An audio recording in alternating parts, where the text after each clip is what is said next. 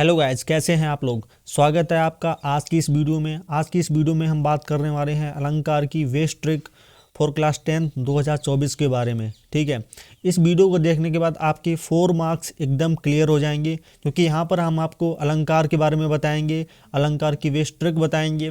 इसके साथ ही हम प्रीवियस ईयर क्वेश्चंस भी कराएंगे, जिससे कि आपके सारे डाउट एकदम क्लियर हो जाएंगे। तो चलिए वीडियो को शुरू करते हैं और बताते हैं अलंकार की वेस्ट ट्रिक्स। तो सबसे पहले हम आपको बता दें अलंकार के प्रकार के बारे में, जो कि क्लास 10th के 2024 के सिलेबस के अनुसार 4 हैं। सबसे पहला उत्प्रेक्षा अलंकार, दूसरा श्लेष अलंकार, तीसरा अतिशयोक्त अलंकार और चौथा मानवीकरण अलंकार। अब चलिए वन बाय वन आपको इनको समझाते हैं। तो सबसे पहले बात करते हैं उत्प्रेक्षा अलंकार की। ठीक है, तो इसकी ट्रिक है जनु, मनु, जानो, मानो, इव, जनऊ, जान पड़ता है, जैसे। जहाँ पर भी आपको ये सारे शब्द दिखाई दें, वहाँ पर आपको समझ लेना है कि यहाँ पर उत्प्रेक्षा अलंकार है। सबसे ज़्यादा आपको इव शब्द पे फोकस करना है, क्योंकि ये सभी लोग नहीं बताते हैं। जनु, मनु ये सब ट्रिक तो सभी लोग बता देते हैं, पर इव जो है ऐसा वर्ड है जो बहुत सारे लोग आपको नहीं बताएंगे। ठीक है, तो इस वाले वर्ड पर भी आपको फोकस करना है। अब चलिए आपको एग्जाम्पल समझा देते हैं। एग्जाम्पल है हमारा, उसका मुख मानो चंद्रमा है। तो यहाँ पर आपको दिखाई दे रहा होगा कि एक मानो शब्द है, और ट्रिक में मैंने आपको बताया है कि जनु, मनु, जानो, मानो, जहाँ पर भी आपको ये शब्द दिखाई दे वहाँ पर आपको समझ लेना है कि उत्प्रेक्षा अलंकार है। तो यहाँ पर आप समझ गए होंगे कि यहाँ पर मानो शब्द आया हुआ है।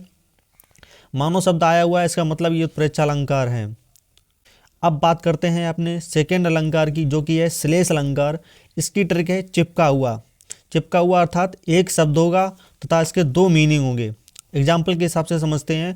नवजीवन दो घनश्याम हमें। यहाँ पर एक घनश्याम शब्द है जिसके 2 मीनिंग है, पहला बादल, दूसरा कृष्ण। तो यहाँ पर आपको समझ लेना है कि जहाँ पर भी एक शब्द के 2 मतलब हो, वहाँ पर श्लेष अलंकार होता है। अब बात करते हैं अपने तीसरे अलंकार की, जो कि है अतिशयोक्त अलंकार। तो इसकी ट्रिक है बढ़ा चढ़ाकर बोलना।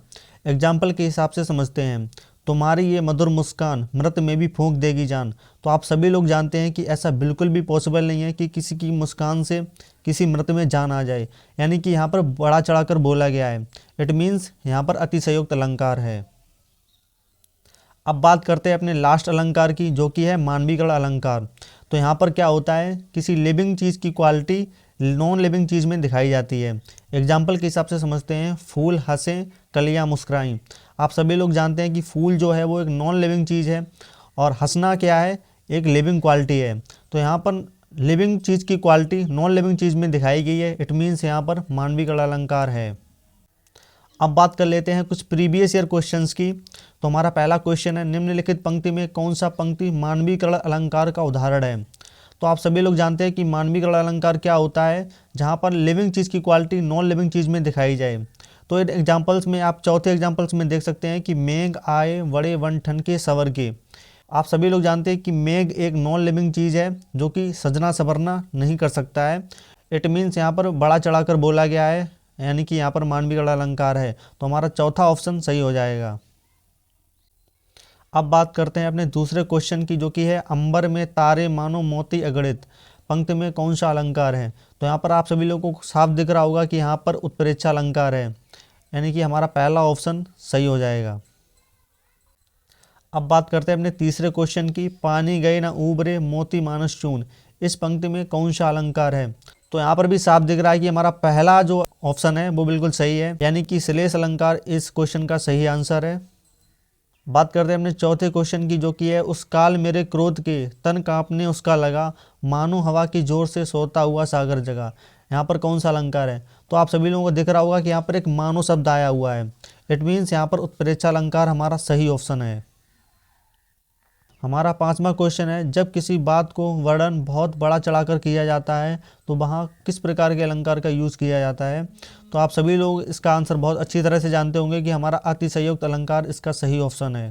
तो बस आज की वीडियो के लिए इतना ही। मिलते हैं नेक्स्ट वीडियो में। अगर आपको ऐसी वीडियो चाहिए तो हमारे चैनल को सब्सक्राइब करना ना भूलें।